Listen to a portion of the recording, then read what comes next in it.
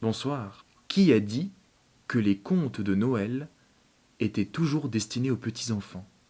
Eh bien, pas moi. Et ce n'est pas notre cher Guy de Maupassant qui me contredira, à l'image de son histoire sobrement intitulée La nuit de Noël. Le réveillon? Le réveillon? Ah, mais non! Je ne réveillonnerai pas! Le gros Henri Tempelier disait cela d'une voix furieuse, comme si on lui eût proposé une infamie. Les autres, riant, s'écrièrent « Pourquoi tu te mets en colère ?» Il répondit « Parce que le réveillon m'a joué le plus sale tour du monde, et que j'ai gardé une insurmontable horreur pour cette nuit stupide de gaieté imbécile. » Quoi donc? Quoi? Vous voulez le savoir?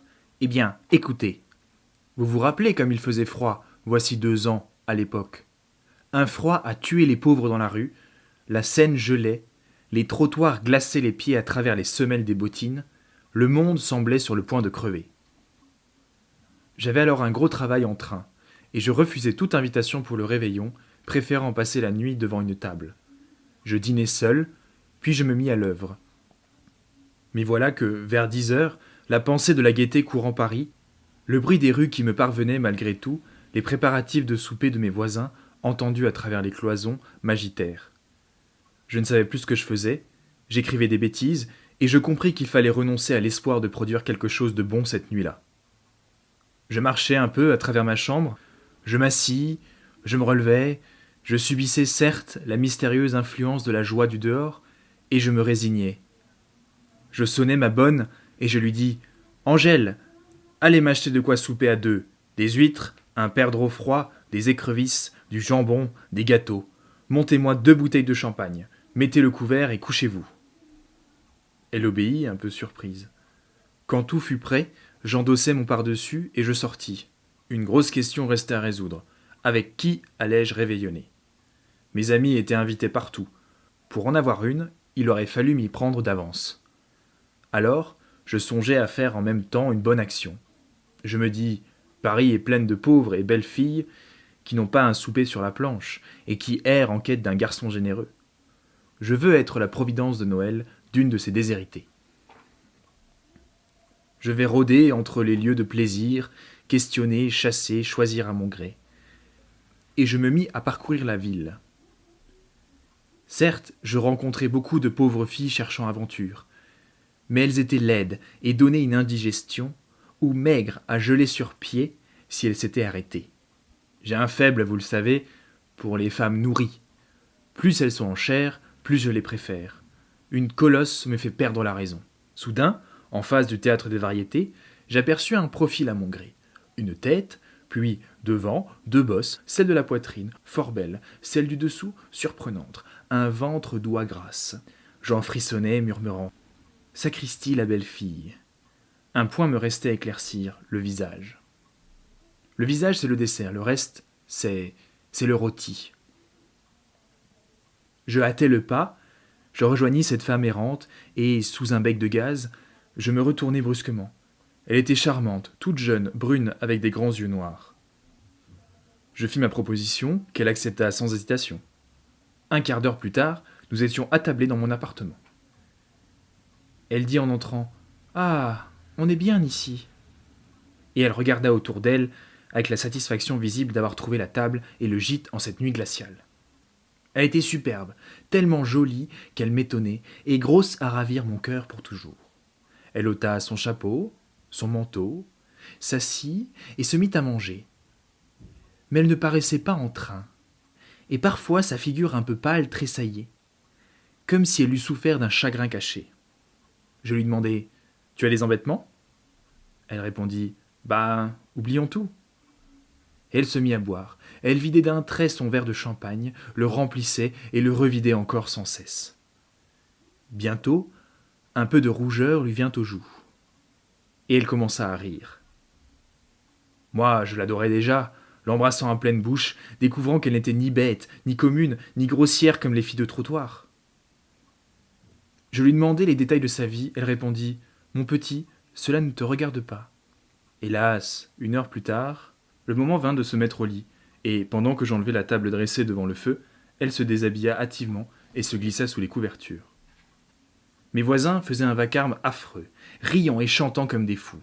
Et je me disais, j'eus rudement raison d'aller chercher cette belle fille. Je n'aurais jamais pu travailler. Un profond gémissement me fit retourner.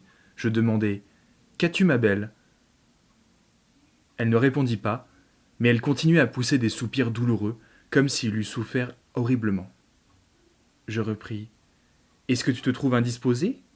Et soudain, elle jeta un cri déchirant. Je me précipitai, une bougie à la main. Son visage était décomposé par la douleur. Elle se tordait les mains, haletant, envoyant du fond de sa gorge des sortes de gémissements sourds qui semblaient des râles et qui font défaillir le cœur. Je me demandai éperdu, « Mais qu'as-tu ? Dis-moi, qu'as-tu » Elle ne répondit pas et se mit à hurler. Tout à coup, les voisins se turent, écoutant ce qui se passait chez moi. Je répétais, « Où souffres-tu ? Dis-moi, où souffres-tu » Elle balbutia, « Oh, mon ventre, mon ventre !» D'un seul coup, je relevai la couverture et j'aperçus. Elle accouchait, mes amis. Alors je perdis la tête. Je me précipitai sur le mur que je heurtai à coups de poing de toute ma force en vociférant, « Au secours ! Au secours !» Ma porte s'ouvrit, une foule se précipita chez moi. Des hommes en habits, des femmes décolletées, des pierrots, des turcs, des mousquetaires. Cette invasion m'affola tellement que je ne pouvais même plus m'expliquer. Eux, ils avaient cru à quelque accident, à un crime peut-être, je ne comprenais plus. Je dis enfin, c'est cette femme qui accouche. Alors tout le monde l'examina, dit son avis, un capucin surtout prétendant s'y connaître et voulant aider la nature. Ils étaient gris comme des ânes, je crus qu'ils allaient la tuer. Et je me précipitai, nu-tête, dans l'escalier, pour chercher un vieux médecin qui habitait dans la rue voisine. Quand je revins avec le docteur, toute ma maison était debout.